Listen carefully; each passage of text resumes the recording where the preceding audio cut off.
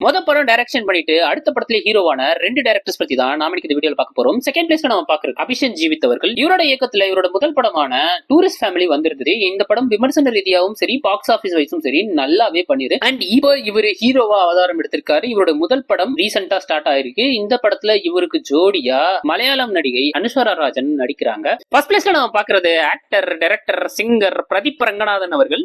இவரோட டைரக்ஷன்ல ஃபர்ஸ்ட் வந்த படம் தான் கோமாளி. இந்த படம் விமர்சன ரீதியாகவும் சரி, வசூல் ரீதியாகவும் சரி நல்ல ஒரு வெற்றி அடைஞ்சது. அதனைத் தொடர்ந்து இவரோட இரண்டாவது படமான லவ் டுடே படத்துல இவர் டைரக்டும் பண்ணி ஹீரோவும் நடிச்சாரு. அந்த படம் விமர்சன ரீதியாகவும் சரி, வசூல் ரீதியாகவும் சரி ஒரு இமாலய வெற்றி அடைஞ்சது. வெறும் 5 கோடியில தயாரிக்கப்பட்ட அந்த படம் 100 கோடிக்கு மேல கலெக்ட் பண்ணி கிட்டத்தட்ட தமிழ், தெலுங்குன்னு 2 லாங்குவேஜ்ல இவருக்கான ஒரு பெரிய மார்க்கெட்டையும் அந்த படம் கிரியேட் பண்ணி கொடுத்தது. அதுக்கப்புறம் இவருக்கு வந்த டிராகனா இருக்கட்டும், இப்ப வந்த டியூடா இருக்கட்டும், 2 படங்களுமே தமிழ்லயும் சரி, தெலுங்குலயும் சரி ஒரு நல்ல ஒரு வெற்றி அடைஞ்சது. அண்ட் டியூடுக்கு சில எதிர்மறை விமர்சனங்கள் இருந்தாலுமே 3 படங்களுமே 100 கோடி கிளப்ல ஜாயின் பண்ண ஒரு படம். ஹேட்ரிக் 100 ஹீரோவா இப்போ இருக்காரு.